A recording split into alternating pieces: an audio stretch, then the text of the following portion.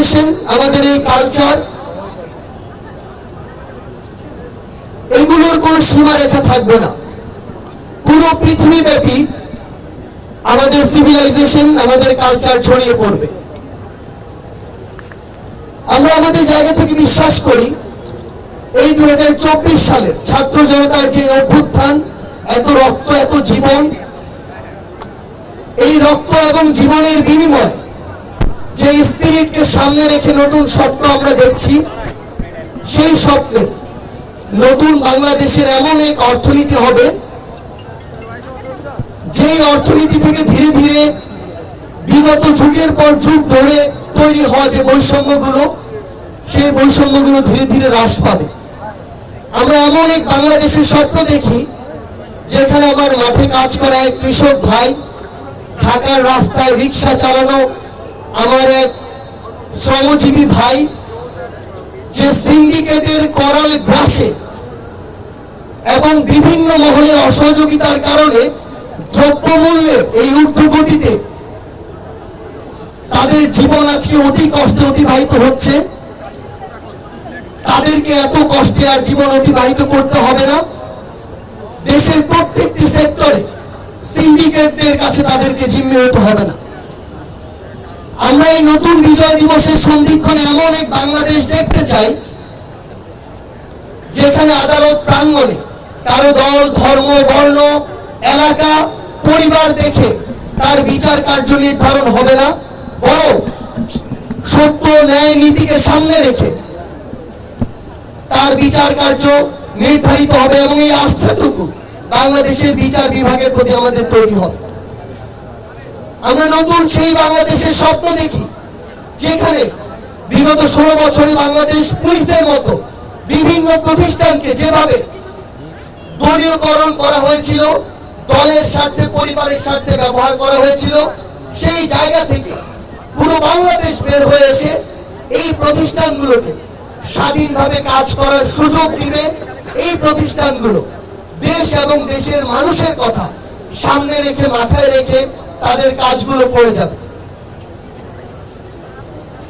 আমরা আমাদের জায়গা থেকে সেই ইন্টিগ্রিটি, ডিগনিটি সম্পন্ন নতুন এক বাংলাদেশের স্বপ্ন দেখি, নতুন এক তরুণ প্রজন্মের স্বপ্ন দেখি, যেই তরুণ প্রজন্ম কোন দলের অন্তর্ভুক্ত হবে না, যেই তরুণ প্রজন্ম আগামীতে তার পরিবারকে, তার বাবা মাকে এই কথাটুকু বলার, এই লিডারশিপটুকু নেওয়ার মতো স্পর্ধা দিয়ে আগামীর বাংলাদেশে চলবে, যে আমার জন্য কাজ করবে, যে আমার কথা বলবে, যার আমার কথা শোনার মানসিকতা আছে, আমি তাকেই ভোট দিব এবং আমার বাবা এবং মা হিসেবে তোমার তাকেই ভোট দিতে হবে। এই মানসিকতা নিয়ে আমাদের তরুণ প্রজন্ম সহ আমাদেরকে নতুন বাংলাদেশে এগিয়ে যেতে হবে এবং আমাদের এই শপথ নিতে হবে। আমরা আপনাদেরকে আমাদের জায়গা থেকে শুধু একটি অনুরোধই করব, আমরা এখন আমাদের জায়গা থেকে বাংলাদেশকে একটি কাগজের রাষ্ট্র থেকে নতুন করে বিশ্বের বুকে মাথা উঁচু করে দাঁড়াবার মতো একটি রাষ্ট্র হিসেবে দেখতে চাই। আমরা আমাদের জায়গা থেকে এই দলাদলি, গাদা ছোড়াছড়ি এগুলোর বাইরে গিয়ে দেশের জন্য কাজ করবে, দেশের মানুষের জন্য কাজ করবে এমন রাজনৈতিক দলগুলোকে দেশে চাই। আমরা আমাদের জায়গা থেকে এই নতুন বাংলাদেশে আমাদের এমন একটি সংবিধান চাই যে সংবিধান কোন দেশের প্রেসক্রিপশনে তৈরি হবে না, যে সংবিধান কোন দলের প্রতিনিধিত্ব করবে না, যে সংবিধান কোন একজন ব্যক্তিকে ফেরেশতা রূপে দেশের মানুষের সামনে তুলে ধরবে না। আমরা এমন একটি সংবিধান চাই যে সংবিধান এই দেশের প্রত্যেকটি মানুষের মর্যাদাকে সমুন্নত করবে। আমরা এমন একটি সংবিধান চাই যে সংবিধান দেশের প্রত্যেকটি দলের, মতের, ধর্মের, বয়সের মানুষের মর্যাদাকে এই দেশে সমুন্নত করবে। আমরা এমন একটি সংবিধান চাই যেই সংবিধান বাংলাদেশে নতুন একটি রাজনৈতিক দলকে ততটুকু সুযোগ দিবে যতটুকু সুযোগ আজকে থেকে 20, 30, 50 বছর আগে তৈরি হওয়া একটি দলকে দেয়। আমরা শুধু আপনাদের কাছে এবং আপনাদের মাধ্যমে পুরো বাংলাদেশকে আমাদের জায়গা থেকে এই বিজয়ের সন্ধিক্ষণে একটি জিনিসই জানাতে চাই, আমরা বিশ্বের কোন দেশের এক্সটেনশন হতে চাই না। আমরা একটি দেশ হিসেবে মাথা উঁচু করে গর্ব ভরে এই পৃথিবীর মানচিত্রে জায়গা করে নিতে চাই। আমরা গর্ব করে একটি কথা বলতে চাই, আমরা বাংলাদেশের নাগরিক, আমরা বাংলাদেশের নাগরিক হয়ে উঠতে চাই। নাগরিক হিসেবে আমার প্রত্যেকটি সাংবিধানিক অধিকার, মৌলিক অধিকারগুলো পেতে চাই। আমাকে যেন কেউ কোনো ধর্মের দোহাই দিয়ে, কেউ কোনো এলাকার দোহাই দিয়ে, কেউ পাহাড় কিংবা সমতল বলে আমাকে কোনোদিন এই বাংলায় আর ছোট না করতে পারে। কোন দেশের দাসত্ব মেনে নেওয়ার জন্য ৭১ এত মানুষ জীবন দেয়নি। কোন দেশের দাসত্ব মেনে নেওয়ার জন্য ২৪ এত মানুষ জীবন দেয়নি। কোন দেশের দাসত্ব মেনে নেওয়ার জন্য আমার ভাইরা এখনো জীবন দিতে প্রস্তুত, এই কথাটি বলে না। আমরা বিশ্বের প্রত্যেকটি দেশকে, পার্শ্ববর্তী দেশ, প্রতিবেশী দেশ এমন কিছু নয়, এই বিশ্বের প্রত্যেকটি দেশকে একটি কথা বলে দিতে চাই, বাংলাদেশের প্রতি আপনার দৃষ্টিভঙ্গি যেমন হবে, জীবনের বিনিময়েও আপনার প্রতি আমাদের সেই দৃষ্টিভঙ্গি আমরা নিশ্চিত করব।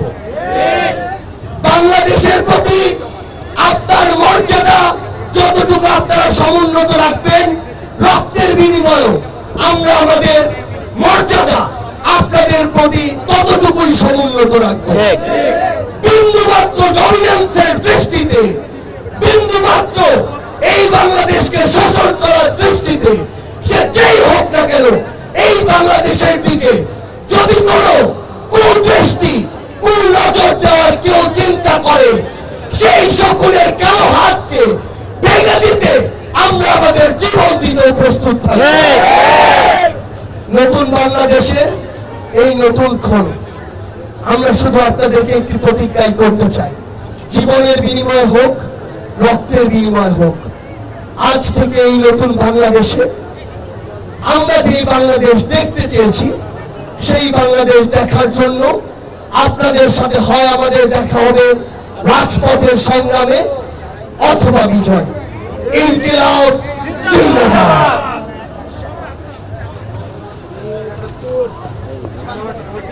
অনেক ধন্যবাদ সঞ্জয় সামন্ত। আজকে যে সহস্র অগ্নিশিখা আমরা জ্বালিয়েছি, এই অগ্নিশিখা প্রতীক বাংলাদেশের প্রতিটি মানুষের প্রাণের শক্তির, প্রাণের আশাবাদের। বিশ্বের বিভিন্ন প্রান্তে, এমনকি সুদূর ফিলিস্তিনের আন্দোলনকারীদের সাথেও যখন কথা হয়েছে, তারা জানতে চেয়েছেন আমাদের এই প্রাণ শক্তির কথা। বাংলাদেশ নিশ্চয়ই সারা পৃথিবীতে একটা বড় উদাহরণ হয়ে থাকবে। এবারে বক্তব্য রাখার জন্য অনুরোধ করছি জাতীয় নাগরিক কমিটির আহ্বায়ক জনাব নাসিরউদ্দিন পাটোয়ারিকে।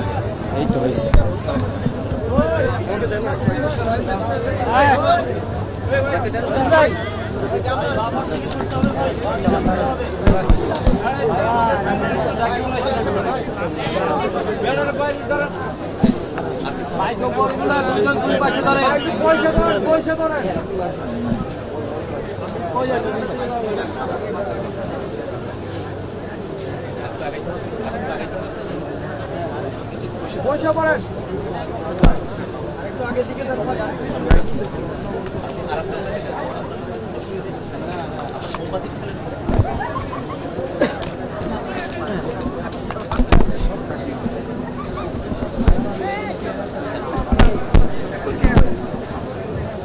ভাইয়েরা এবং বোনেরা এবং সাংবাদিক বৃন্দ, আজকে জাতীয় নাগরিক কমিটির এই মোমবাতি প্রজ্বলন এবং দোয়া অনুষ্ঠানে যারা আপনারা উপস্থিত হয়েছেন, সকলকে জানাচ্ছি সংগ্রামের শুভেচ্ছা।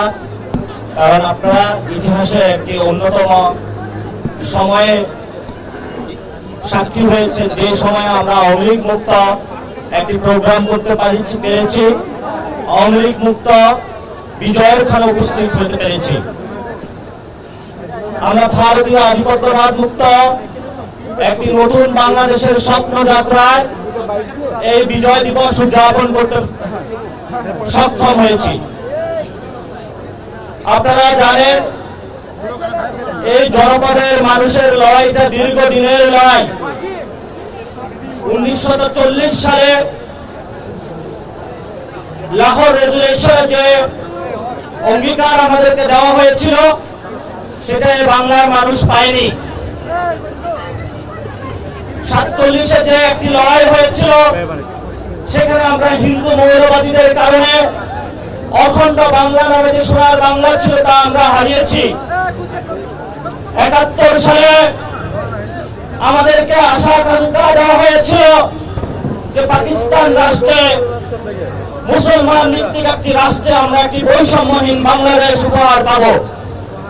71 সালে মুজিববাদ বাংলার মানুষের সাথে ধোঁকা দিয়ে সেই ইন্ডিয়ার গোলামীর পায়তারা করে বাংলাদেশের মানুষকে গোলামীর জিঞ্জিরে তারা আবদ্ধ করে দিয়েছিল।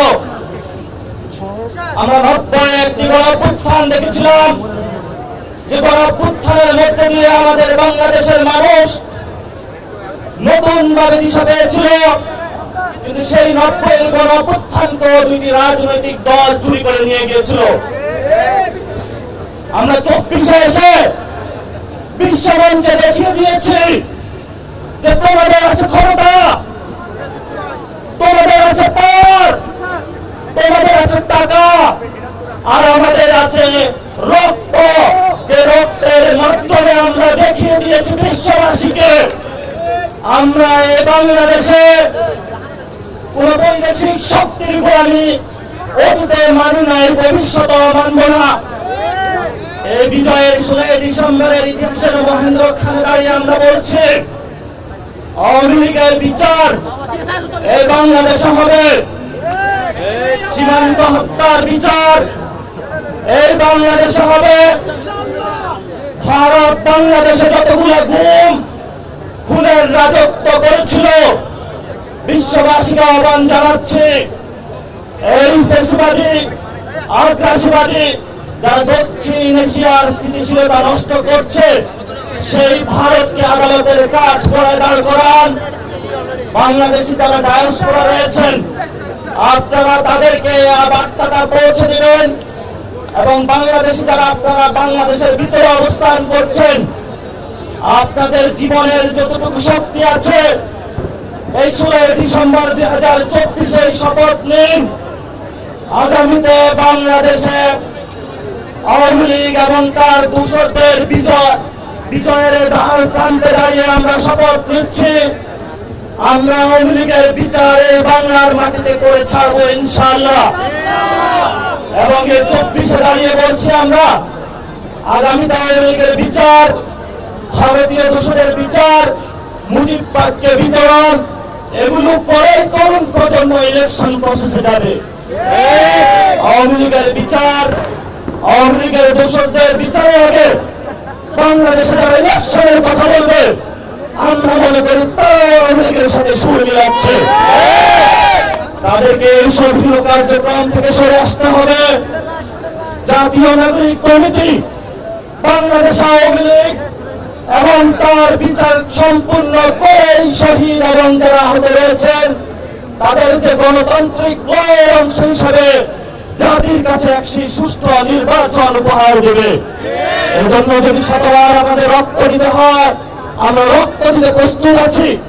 আওয়ামী লীগ এবং তার দোষরদের সাথে আমাদের কোনো কম্প্রোমাইজ হবে না।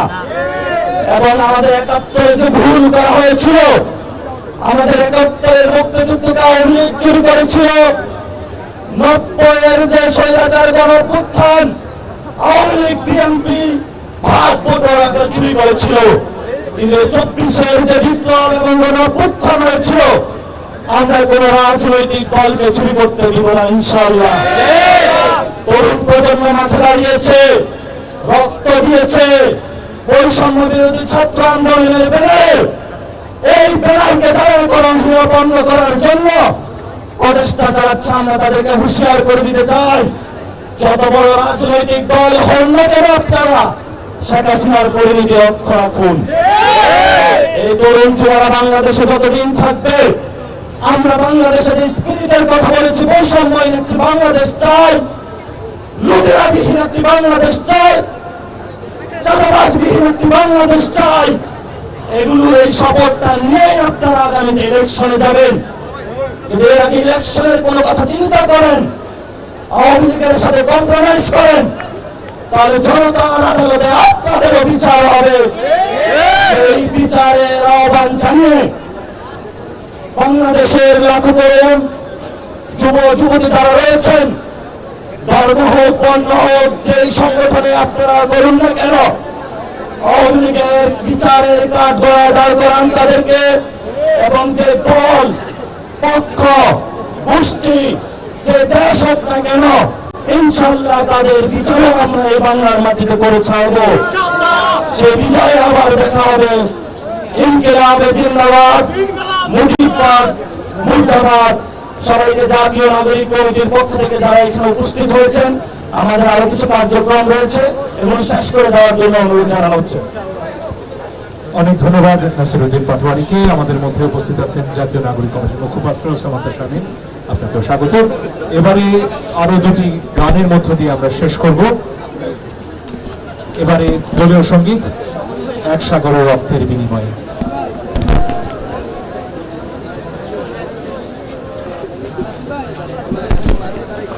সবাইকে গলা মেলাবার জন্য অনুরোধ করছি।